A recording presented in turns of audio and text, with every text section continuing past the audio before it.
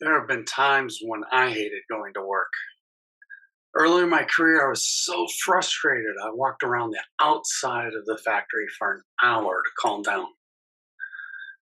Several decades later, for years, I dreaded going to work if the chairman of the board was going to be in the office because I had begun to distrust him.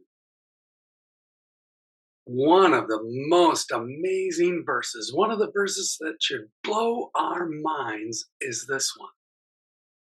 Blessed are the poor in spirit, for theirs is the kingdom of heaven.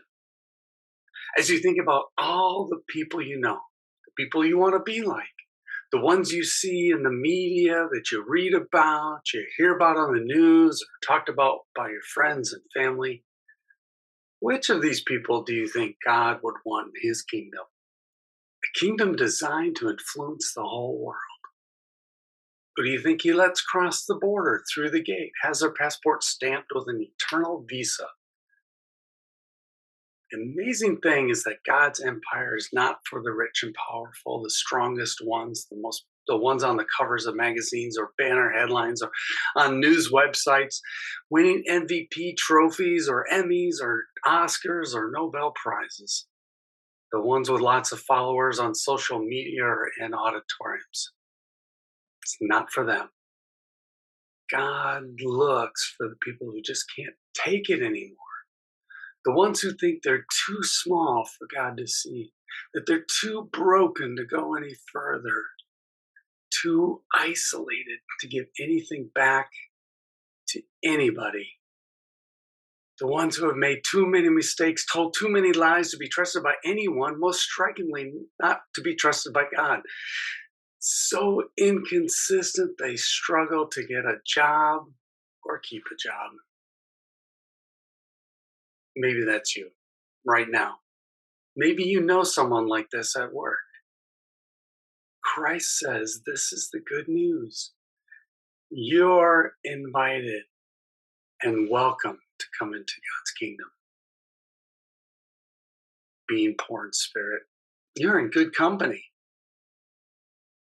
You'll be joined by the ones too old to accomplish anything new, like Abraham and Sarah. The ones abused and cast out, like Hagar and Ishmael. The ones left out of traditional favor and tricked into working twice as long to marry the woman he desired, like Jacob, Isaac's second son, husband of both Leah and Rachel.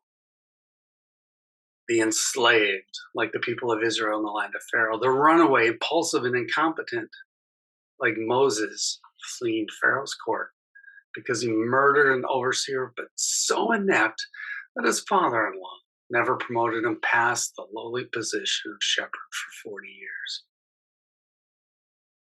The uncertified, non-credentialed, disallowed like Aksha, the daughter of Caleb, who received an inheritance of land. Or Deborah, the first female judge of Israel. The ridiculed like Hannah, mother of Samuel. The last to be thought of like young shepherd boy David, the last of Jesse's sons, who later became king. The ones people have despised and kept away from, like Zacchaeus and Matthew, the tax collectors, and the non-professionals, like all of Jesus' disciples and female leaders, like Mary Magdalene and Priscilla. God blesses the least, the last, the left out, and the lost. God reaches out to those so low they can't even get up to their knees to pray. He reaches out and says, "Come, enter the kingdom. I'm building my empire with the likes of you."